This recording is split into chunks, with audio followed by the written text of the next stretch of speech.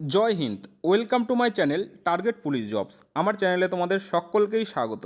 আশা করি তোমরা সকলেই ভালো আছো এবং সুস্থ আছো।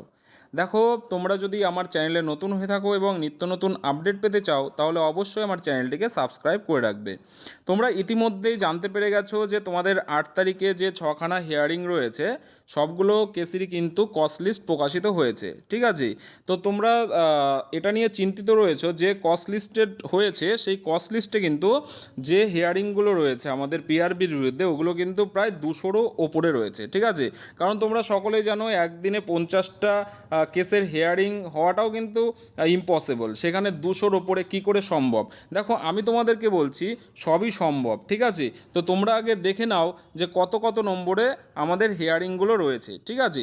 তোমরা দেখতে থাকো, পুরো ভিডিওটি দেখো, তাহলে কিন্তু বুঝতে পেরে যাবে। তোমাদের হিয়ারিং কিন্তু উঠতে চলেছে 8 তারিখে, বা এটা কি করে পসিবল সেটাও আমি আজকে তোমাদেরকে বলবো, ঠিক আছে? দেখো, প্রথমে 222 নম্বরে দেখো Sudipta Chakraborty versus state of West Bengal and others, ঠিক আছে? এই কেসটি মেনলি ইডাব্লিউএস সংক্রান্ত কেসটি, ঠিক আছে? তো আমি তোমাদেরকে আগেই বলেছি ইডাব্লিউএস সংক্রান্ত কেসটা কিন্তু পুরোপুরি ভিত্তিহীন, কারণ একদিন যদি সেরকম করে কেস হয় বা হিয়ারিং হয় তাহলে কিন্তু সেদিনই মিটে যাওয়ার সম্ভাবনা রয়েছে। তার পরবর্তী কেসটা দেখে নাও তোমরা।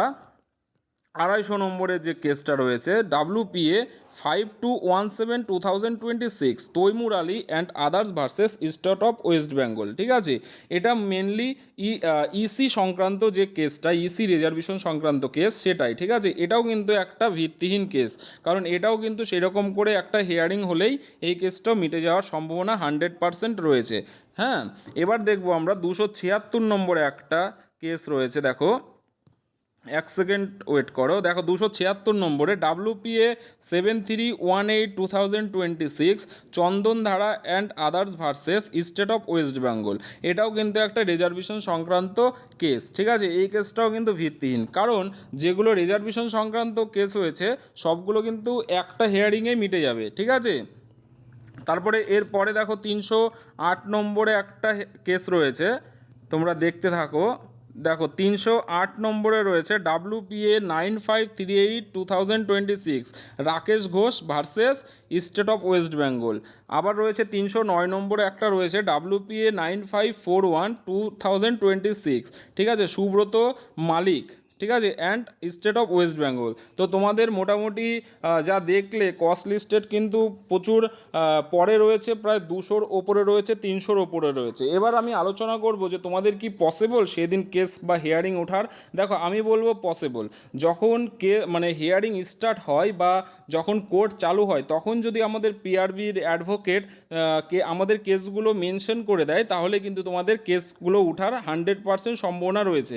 কারণ তোমরা গত হিয়ারিংয়েও দেখেছো যে আমাদের মোটামুটি 90 বা 78 নম্বরে ছিল, সেখানে মেনশন করেছিল বলে কিন্তু অনেকটাই আগে আমাদের মহামান্য বিচারপতি অমৃতা সিনহা ম্যাডাম কিন্তু শুনেছিলেন, ঠিক আছে? এইরকমই কিন্তু হতে চলেছে 8 তারিখে, অর্থাৎ পিআরবির উকিল কিন্তু প্রথমেই গিয়ে মেনশন করবে, ঠিক আছে? তো তোমরা টেনশন করো না, তোমাদের কেসগুলো কিন্তু অনেকটাই পজিটিভ দিক আসতে চলেছে 8 তারিখে। এই নিয়ে তোমরা কখনোই নেগেটিভিটি ছড়িও না বা নিজেকে সবসময় বি পজিটিভ রাখো। দেখো, তোমাদের আর একটা গুড নিউজ, সেটা হচ্ছে 8 তারিখের হিয়ারিংয়ে কিন্তু পিআরবির পক্ষ থেকে উকিল উপস্থিত থাকছেন, ঠিক আছে? তো পিআরবির পক্ষ থেকে কিন্তু এটাই জানা গেছে। তো তোমরা বি পজিটিভ থাকো, তোমরা টেনশন করো না, তোমাদের 8 তারিখে কিন্তু একটা ভালো পজিটিভ দিক তোমরা পেতে চলেছো।